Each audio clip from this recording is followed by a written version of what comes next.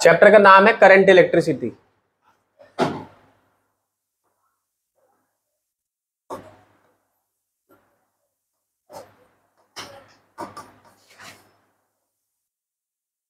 I equal to क्या होता है और क्यू इक्वल टू क्या होता था, एन भी होता है, ठीक है। और वी इक्वल टू क्या होता है, ठीक है। और आर इक्वल टू क्या होता है, ये सब आपस में कनेक्टेड है, ठीक है। आई को हम ऐसे भी लिख सकते हैं,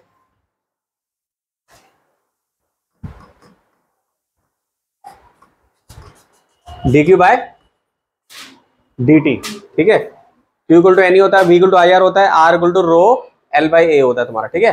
तो I equal to D Q by D T लिख सकते हैं। अब इंटरेस्टिंग चीज देखोगे, जैसे मान लो ये जो लॉ है तुम्हारा, ओम्स लॉ होता था ना ये,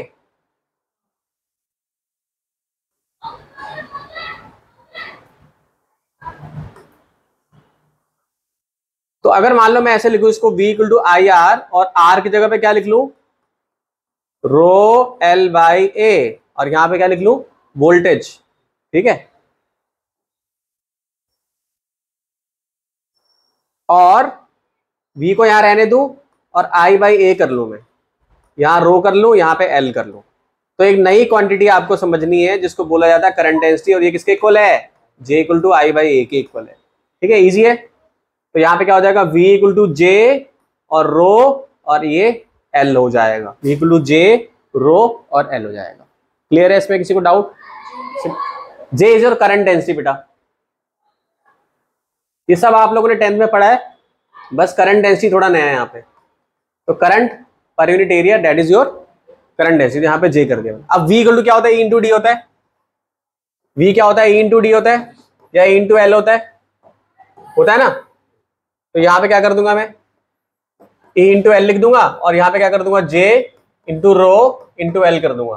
तो एल से एल कट जाएगा, क्या हो जाएगा, E equal to J into rho हो जाएगा। ये दूसरा तुम्हारा बन गया इक्वेशन। ऐसे ये बिना देखे डिराइव करना है तुम्हें अभी, क्योंकि सब पे न्यूमेरिकल बनते हैं। अब एक इंटरेस्टिंग चीज और है कि यहाँ एक और नई क्वांटिटी तुम्हें पढ़नी है। क्वांटिटी का नाम क्या है, सिग्मा, जो कि किसके इक्वल होगी, रेजिस्टिविटी के, ठीक है।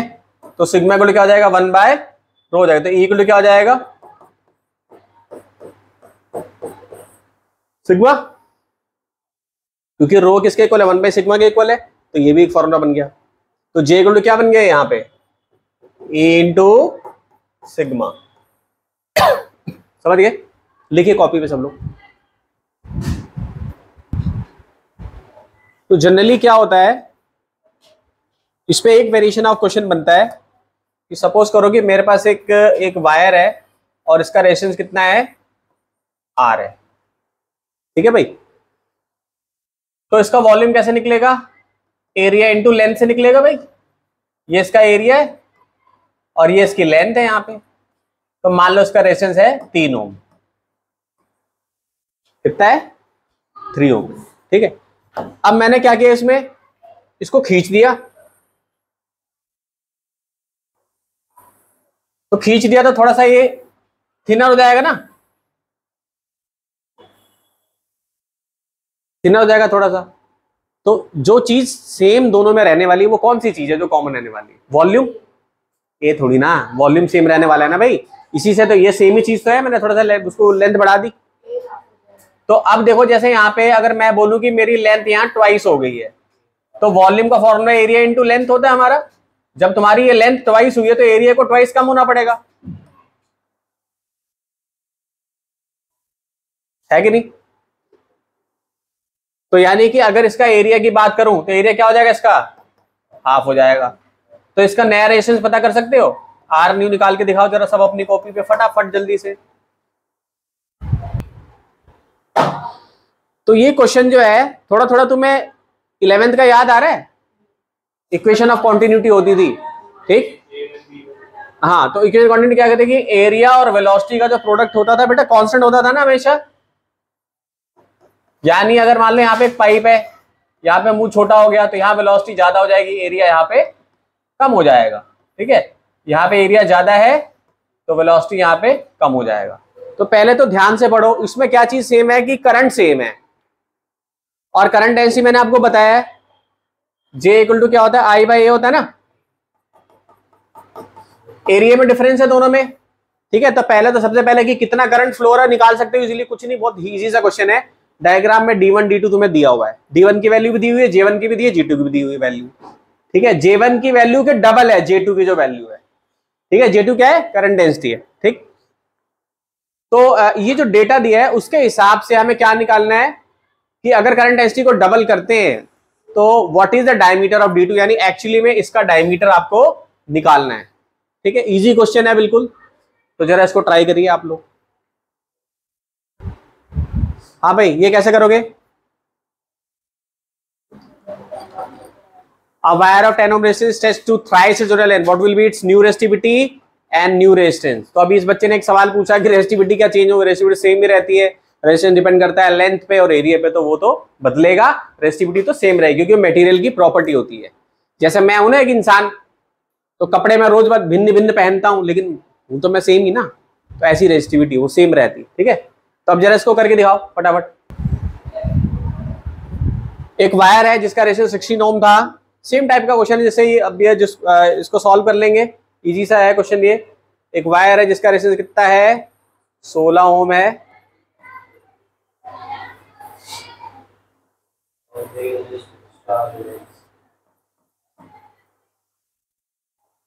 It is melted and drawn into a wire, इसको पिघला दिया गया और इससे एक वायर बना ली गई।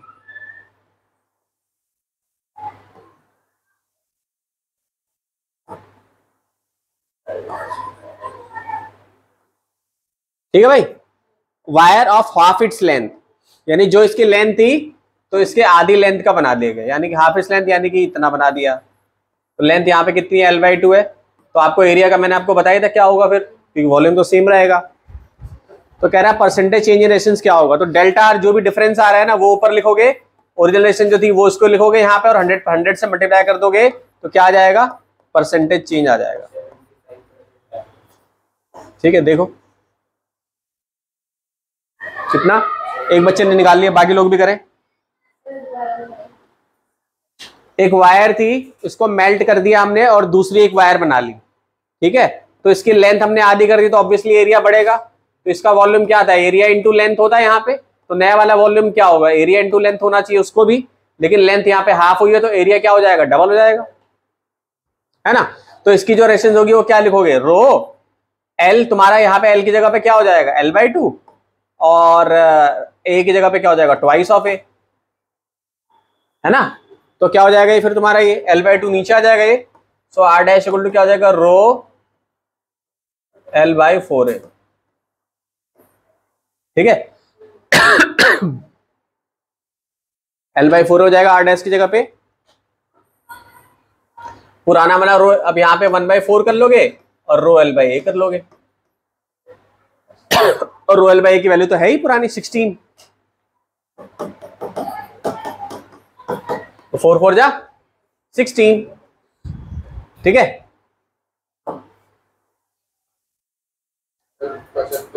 हाँ सही आ रहा है। तो अब जो तुम्हारा है यहाँ पे 16 - 4 कर लोगे, नीचे 16 कर लोगे और 100 से मल्टीप्लाई कर दोगे, यही करा है, यही करा है, नीट में भी आया ऐसा क्वेश्चन जो है, करो उसको।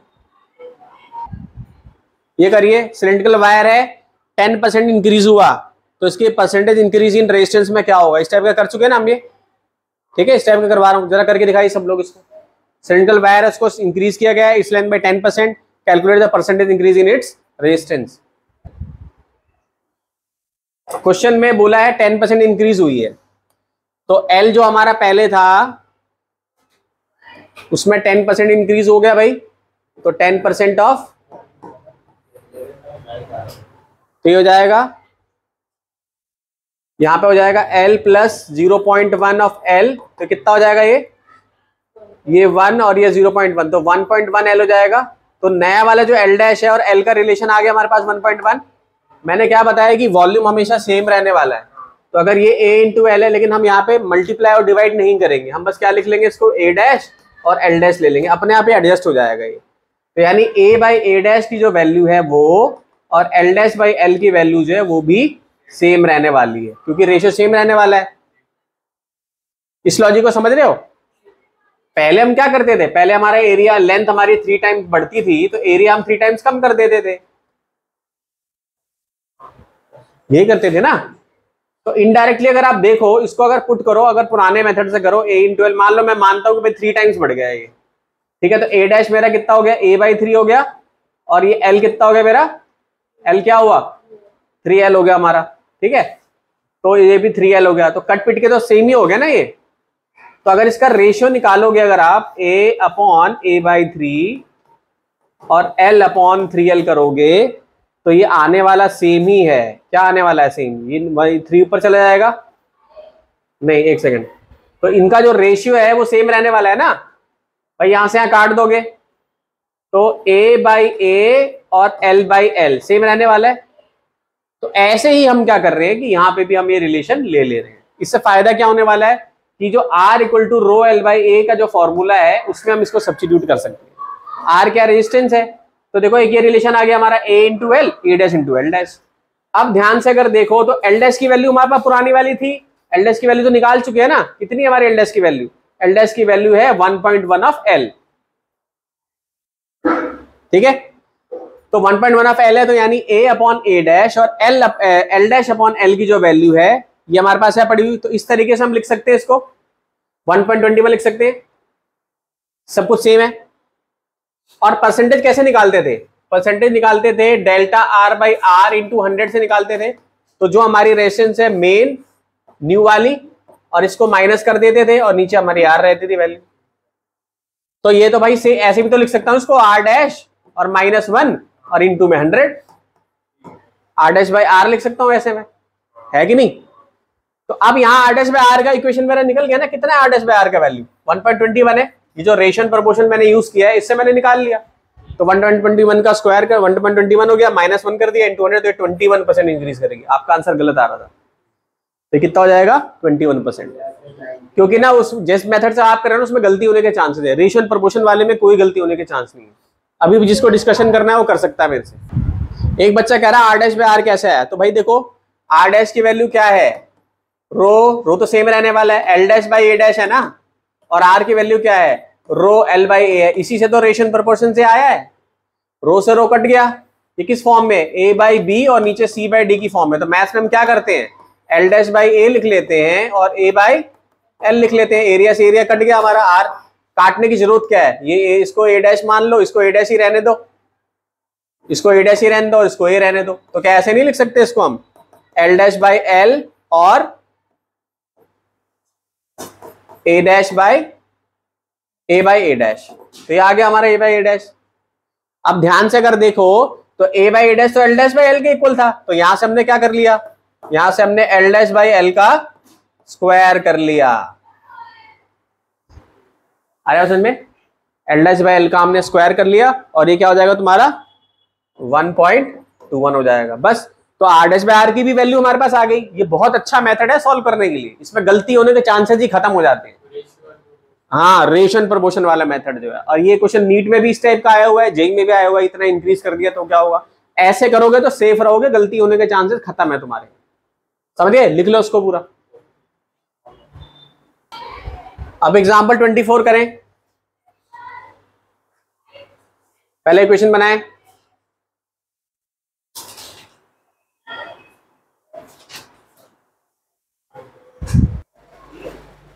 तो क्वेश्चन को ध्यान से देखिए। सेम अप्रोच पे हो रहा है जैसे हमने पहले करा था। पहले हमने क्या करा था, एरिया और लेंथ का रेशियो ले लेते, फिर आर डैश और आर का किया था। इसमें भी सेम क्या है, सवाल पढ़ने पे सेम क्या चीज है इसमें भाई, मास सेम है दोनों का। तो मास वॉल्यूम इनटू डेंसिटी होता है। और यहाँ पे जो मास है, वॉल्यूम क्या होता है सिलेंडर का, पाई आर स्क्वायर एच होता है। तो पाई आर स्क्वायर ले लिया हमने, आर ए ले लिया, आर भी ले लिया, क्योंकि इन्होंने रेडियस में घुमाया हुआ है, डायमीटर में कुछ चेंजेस करे इन्होंने ना, डायमीटर में चेंजेस करे ना। तो हम पाई आर स्क्वायर ए ले लेंगे और पाई आर स्क्वायर बी ले लेंगे। लेंथ में एल ए ले लेंगे, एल भी ले लेंगे, डी डेंसिटी हो जाएगी। ये तो वैसी कट जाएगी, डेंसिटी कट जाएगी ना, आगे ना। और थोड़ा इसको वो कर देता हूं, तो डेंसिटी जो है इसकी कट जाएगी।